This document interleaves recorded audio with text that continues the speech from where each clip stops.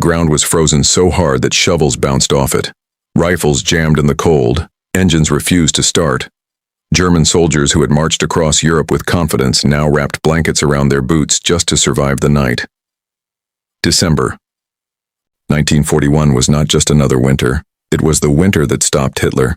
And what happened in those freezing weeks did not just slow an army, it shattered the illusion of German invincibility. You're watching History Plus, and today we are stepping into the moment when winter changed the course of World War II. Before we go further, take a second to like this video and subscribe to History Plus. It helps this channel grow and allows us to continue bringing you powerful, clear, and deeply researched history stories. Now let's go back to the summer of 1941, because to understand why winter stopped Hitler, we first need to understand why he believed he could not be stopped at all. In June 1941, Germany launched Operation Barbarossa, the largest land invasion in history. More than 3 million German soldiers crossed into the Soviet Union. Thousands of tanks rolled forward. Aircraft filled the skies. The strategy was built on speed and surprise. German leaders believed the Soviet Union would collapse. Within months, they expected the campaign to be over before winter even arrived. At first, everything seemed to go according to plan.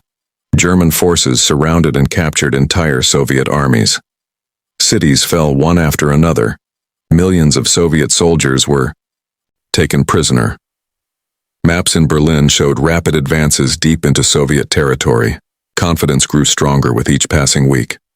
Many German officers truly believed victory was only a matter of time, but beneath the surface, cracks were already forming. The distances in the Soviet Union were far greater than expected. Supply lines stretched hundreds of miles. Roads were often unpaved and turned into thick mud after rain. Trucks broke down.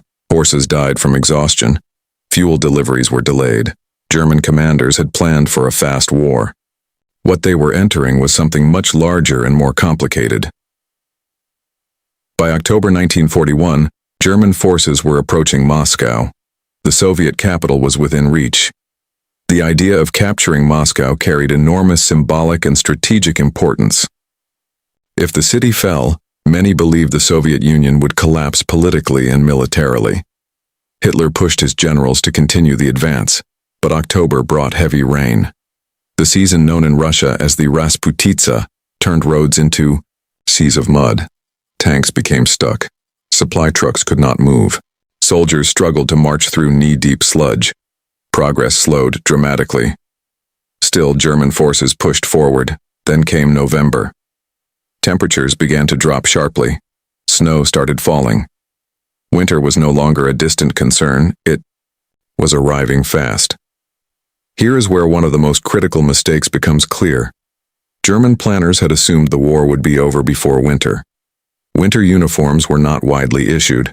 Many soldiers wore standard uniforms meant for autumn weather. Oil used in weapons and engines was not designed for extreme cold. Vehicles were not prepared for sub-zero temperatures. When December arrived, temperatures plunged below freezing, sometimes far below zero. Engines froze overnight. Batteries died. Machine guns jammed unless constantly cleaned and reheated. Soldiers developed frostbite on fingers, toes, ears, and faces. Some units reported losing more men to cold than to combat during certain days. At the same time, the Soviet Union was not collapsing. Instead, it was reorganizing. Soviet intelligence had received information that Japan would not attack Siberia in 1941. That allowed Soviet leader Joseph Stalin to transfer well-trained Siberian divisions to defend Moscow. These troops were used to harsh winter conditions. They had white camouflage uniforms, proper winter boots, and experience fighting in extreme cold. While German soldiers struggled to stay warm, fresh Soviet units prepared to strike. In early December 1941, just as German forces made one final effort to reach Moscow, the Red Army launched a massive counteroffensive. It was sudden and powerful. German positions were attacked along a wide front. Units that had been preparing to attack were suddenly forced to defend. The shock was immediate. The belief that the Soviet Union was on the verge of collapse disappeared almost overnight. German generals reported that their troops were exhausted and freezing. They requested permission to pull back to shorter, more defensible lines. They argued that survival through the winter was now the priority. But Adolf Hitler refused. He ordered his forces to hold their positions at all costs. No retreat. No step backward without direct authorization. He believed that standing firm would prevent panic and maintain morale. In some cases, holding the line worked. In others, it led to severe losses. December 1941 was not just about snow and cold. It was about strategic shock. Germany had entered the Soviet Union expecting a short campaign. Instead, it faced a determined enemy, brutal weather, and logistical limits that could not be ignored. And at the exact same moment, the global situation changed even further. On December 7, 1941, Japan attacked Pearl Harbor. Within days, Germany declared war on the United States. The conflict was now truly global. America's industrial power would soon begin influencing the balance of the war, so while German soldiers froze outside Moscow, their nation had just committed to fighting the world's largest industrial economy.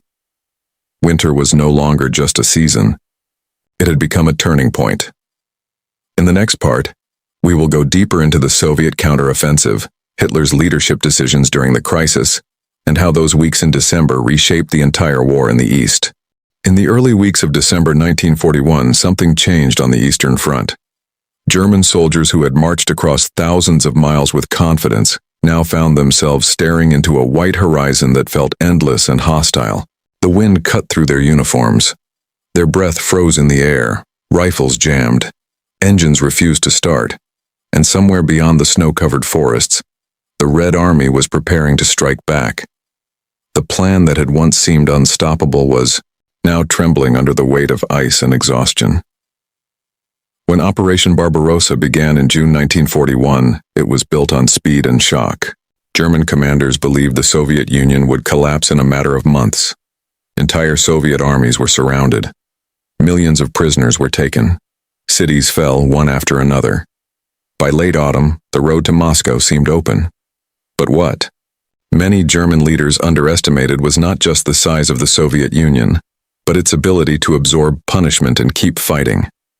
And they completely underestimated the winter. By November, temperatures were already dropping fast.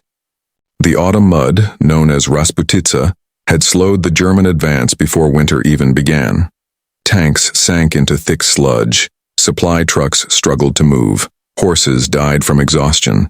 Every mile forward required enormous effort. Yet the order from Berlin remained the same. Push on. Moscow must fall. Inside the German ranks, morale was mixed. Some officers still believed victory was close. They could see distant church towers through binoculars. They believed one final push would end the campaign. But many soldiers on the ground were running on fumes. Supplies were stretched thin. Winter clothing had not been issued in full because leadership assumed the war would be over before the cold truly arrived. That assumption would soon prove deadly. Meanwhile, on the Soviet side, something important was happening.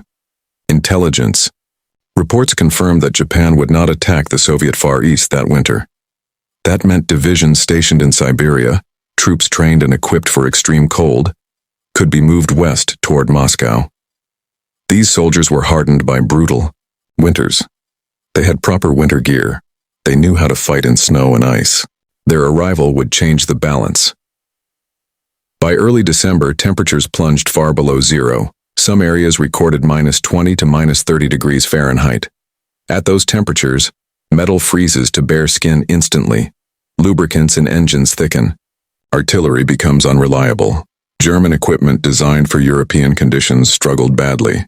Many vehicles simply stopped working. Soldiers wrapped blankets around boots. Some stuffed newspapers into uniforms to block the wind. Frostbite cases skyrocketed. On December 5, 1941, the Red Army launched a massive counteroffensive near Moscow. It came as a shock. German intelligence had believed Soviet forces were exhausted. Instead, fresh Siberian divisions attacked along a broad front. Ski troops moved quickly through forests. Tanks adapted for cold conditions advanced with support from artillery. German lines, already stretched thin, began to bend. The counterattack did not just hit one point. It struck multiple sectors at once. Units that had been preparing for a final push suddenly found themselves fighting defensively. Some were forced to retreat for the first time since the invasion began. For soldiers who had known only forward movement for months, retreat felt unreal. It felt like something had broken. High command in Berlin faced a crisis. Some generals advised pulling back to more defensible positions. They argued that trying to hold exposed salients in deep winter was dangerous. But Adolf Hitler refused large-scale withdrawal. He issued strict orders: stand fast, not one step back without permission. He believed holding ground would stabilize the front. In some areas, this stubbornness prevented total collapse. In others, it trapped units in terrible conditions. The WWII German army was not defeated in a single dramatic battle in December 1941. Instead, it was worn down day by day. Cold claimed thousands of casualties without a single shot fired. Frostbite led to amputations. Supply lines stretched over hundreds of miles were vulnerable and slow. Ammunition and food did not always reach frontline troops on time. Meanwhile, Soviet forces grew stronger with each passing week. What made this winter especially devastating was the gap between expectation and reality. German leadership had built the entire campaign around speed. Blitzkrieg depended on momentum. Once that momentum stopped, the advantages began to fade.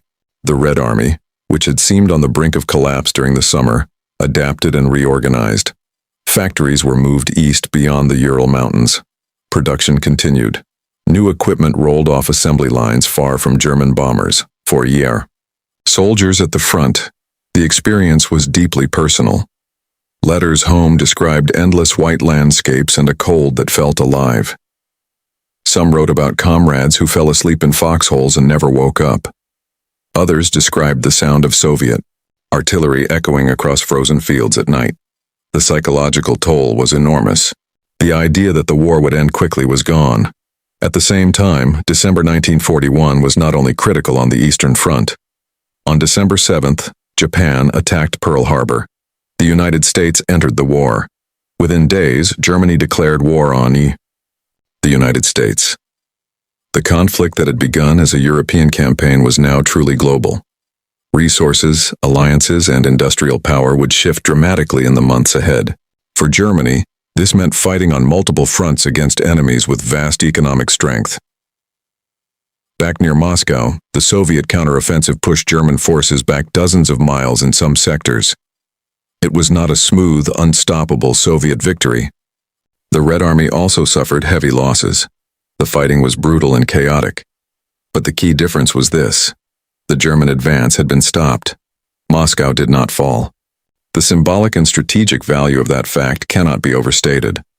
Moscow was not just a city, it was the political heart of the Soviet Union. It was a major rail hub. If it had been captured, communication lines would have been severely disrupted. Morale across the country might have suffered greatly.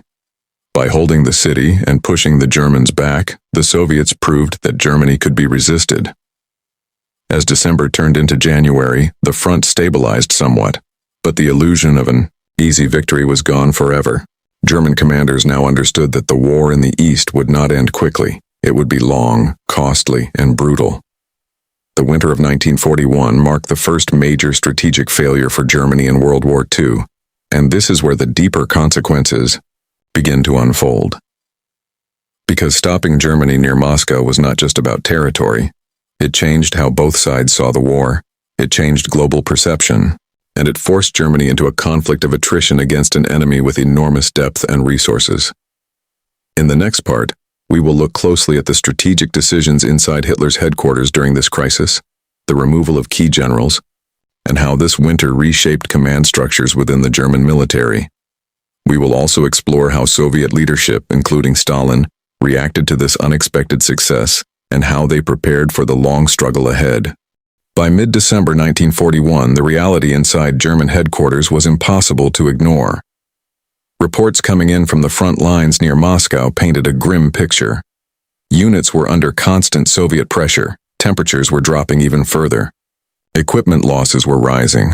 What had started as a confident push toward the Soviet capital had now turned into a desperate effort just to survive the cold and hold the line. For the first time since the war began, Germany was no longer dictating the pace of events on the battlefield. Inside his headquarters, Adolf Hitler reacted to the crisis in a way that would shape the rest of the war. Instead of allowing flexible withdrawals, he tightened control. Several high-ranking generals who suggested retreat were removed or reassigned. Hitler increasingly took direct command decisions himself. He believed that strong willpower could overcome material weakness. In his mind, retreat meant weakness, and weakness led to collapse. So he doubled down on his no-retreat orders. For the soldiers on the ground, these decisions had immediate consequences. In some sectors, German units were ordered to hold exposed positions despite being low on ammunition and food. Trenches had to be dug into frozen earth that felt like concrete. Supplies arrived late or not at all.